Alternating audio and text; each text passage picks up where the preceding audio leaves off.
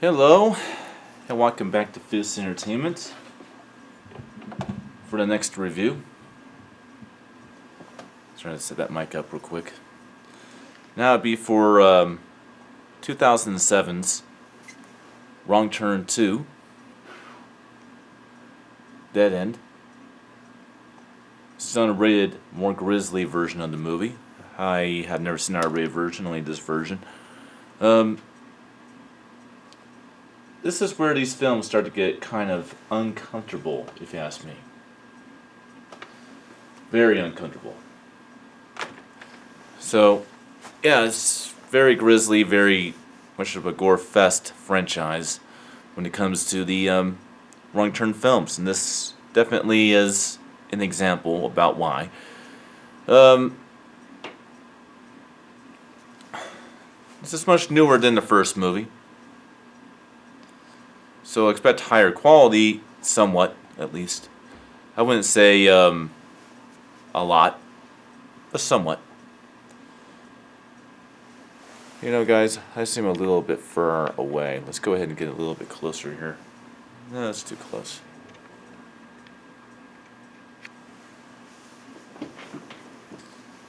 There we go. Lighting could be a little bit better, too.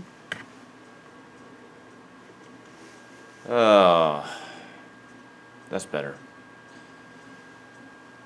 It's because in the time of day it is, there's still light and stuff, but it's starting to dim.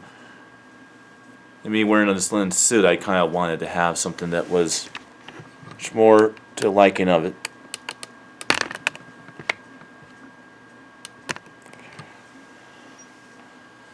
And basically, Wrong Turn 2 came out in 2007, again from the International Showcase of Constitution in some entertainment films, because at this point in time, the Twilight films still have not happened yet, so a year later it did. And that's when the films were released from 20th Century Fox, which these are distributed by 20th Century Fox Home Entertainment. But they're not officially. Well, actually, take it back. Actually, now think about it. This one actually was from 20th Century Fox Home Entertainment. So this one actually is officially a 20th Century Fox movie. But yeah. So let's get into the plot of the film real quick. Since we're getting into 3 minutes and into the video now. The plot of the movie, this film really does, and I think in real time, take place, 2003 to 2007. That's 4 years, right? So it takes place 4 years after the events of the original movie, which are not mentioned. There's this former Marine colonel who is setting up a reality show for basically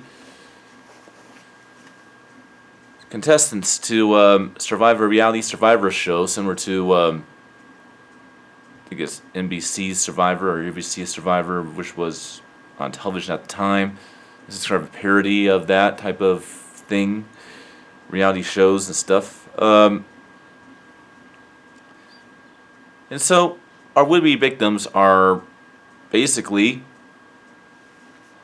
people from all walks of life. There's 6 of them, and of course the production crew. And basically,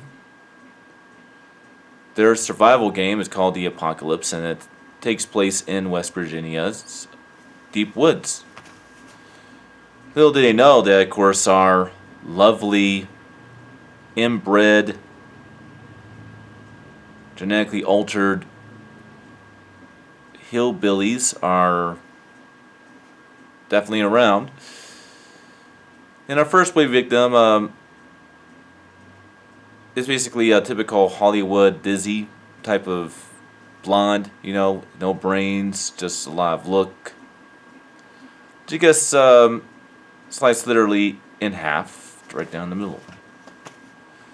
after running over one of the hillbillies on her way to the show gathering to start, the festivities. And basically, the game starts, and throughout the game, all of our would-be victims get, again, in a predatory nature, strategically killed. They do try to kill the former former Marine colonel off early. That doesn't quite work. He gets away. Kills one of them with a shotgun. What's funny about the particular one that he kills is this hillbilly's in every fucking movie. It makes no sense. In the first film, he was basically from our main characters in the first film, he was pretty much branched off a tree and died and fell down to his death. Didn't kill him.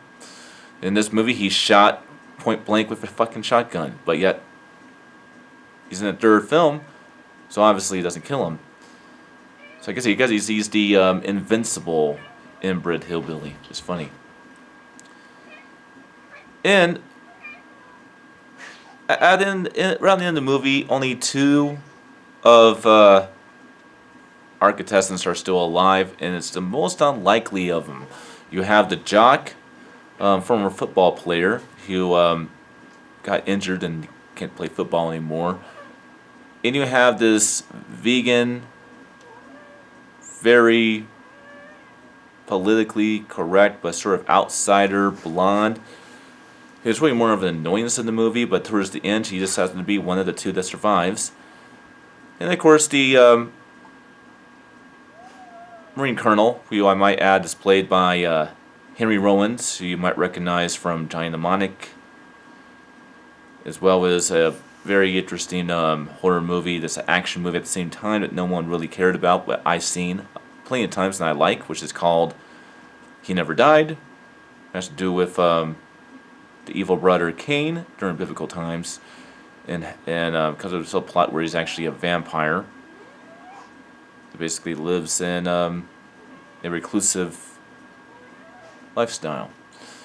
I could definitely say he gets probably the best death in the movie. He goes out with all guns shooting. He gets shot multiple times with arrows. He gives him a little nod where it's like, is that the best you got? And then, of course, the inbred villains in this movie are actually a family. 2 children, a husband and a wife. The wife throws this barbed wire around his neck, and that does a trick. It kills him, but it takes him a little while to get him down. So, yeah, he has probably, in my opinion, the really cool death in the movie. And by the end of the film, our 2 unsuspected survivors grind down the husband and wife in a I call it prehistoric grinder. I believe the grinder is something they would use to grind down cotton or something. A cotton grinder. It looks a bit like that. So, in other words, the little thing, the big-ass machine that our main character in Stephen King's Graveyard Shift was putting stuff in. That thing. And then, of course, they ride off into the wind. And I mean, of course, to follow the wrong turn tradition that already exists, we have a cliffhanger, because we actually do see a inbred birthing in the movie, early on in the film. And they're literally letting literally using a human finger as a pacifier for the infant. Now, there's a lot of very, very uncomfortable cannibalism in this movie. A lot. There's even an entire dinner scene that would even make Tobe Hoover's Texas Chainsaw Massacre jealous. You know how infamous those 2 dinner scenes are in the first 2 Texas Chainsaw Massacre films by Tobe Hoover. This kind of plays homage to that. And the kills are very, very innovative. I say this out of the Wrong Turn movies is probably the most innovative one of them. There's really a lot of innovation in the kills. I don't want to go too much into that, but very innovative kills. Kind of reminds me a little bit of the innovations that Jason Voorhees would do in the Friday the 13th films. It really is very innovative how they did that. Now, quality. I say the colors look a little washed out in this movie, but that's because it was televised for the Sci-Fi Channel in 2007. And then the unrated, grotesque version of the movie was released on Blu-ray and DVD. So it's washed out. Kind of the way this camera's looking right now, with the sun dimming down, even with the windows open, it still kind of looks like that. Kind of looks like this, only a little bit with brighter colors, but that's a little bit what the picture looks like. But it actually is in high definition. Matter of fact, it looks a lot like this high definition you're looking at right now in this video. So that kind of high definition, 178 by 1 frame, standard sort of cinema look, filters and stuff like that. But unlike the first movie, this one's actually in high definition, so it's A+ on the picture. Very detailed, very very good. The audio, on the other hand, is where it suffers. It kind of feels like a television series audio track. It is officially a 5.1 DTS HD Master audio track, but it has more of a televised feel to it, which means there's very little to no surround effects throughout the movie at all. It's really not all that good, so it very much suffers in audio. The first film had a hell of a lot more to offer when it comes to audio. So it's kind of like reverse.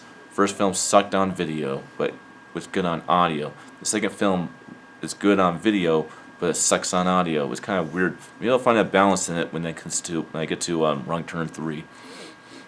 Left 4 Dead, I think is what it's called. Yeah, Left 4 Dead. Hopefully that one has the best of both worlds. We'll find out. Well, that's pretty much my views on Wrong Turn 2, Dead End. I would say after this particular movie, if I can remember correctly, like I said, I have not watched these movies for a long time, that we will probably be having a degrade in quality.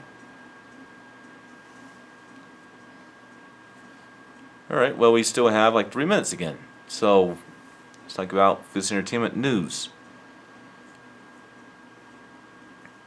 The big cinematic event, in a lot of ways, for Horrorfest 2019 is going to be the last 7 days. Now, mind you, if I haven't gotten through all the movies that I have planned to be reviewed by the last 7 days of October, we will be doing that as well. But I am going to be doing a return to the Conjuring universe theatrically.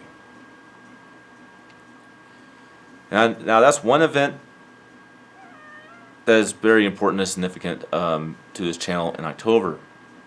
And that will also give you guys my long-waited from you fans on there, probably wondering why I haven't done it yet. I've just been really busy, but this gives me a perfect opportunity to review it in a bigger way. It'll be the first time you guys get to have my views on the Conjuring Universe's The Nun and the Conjuring Universe's The Curse of La Llorona. And thankfully, before the last week of October, Annabelle Comes Home comes out on Blu-ray, so I'll be able to do all of them. And that's the big event at the end of October. So keep a lookout for that one next month. There'll be theatrical reviews this month as well, of a sort. Probably put like 1 or 2 in there or something. But most of the theatrical reviews are really going to be next month. I will be doing probably a theatrical review of It Chapter 2 because I'm not going to wait until October to watch it. I'll probably watch it when it comes out. Well, that's all for this time. I will see you guys next time for my review of Wrong Turn 3, Left 4 Dead. Until then.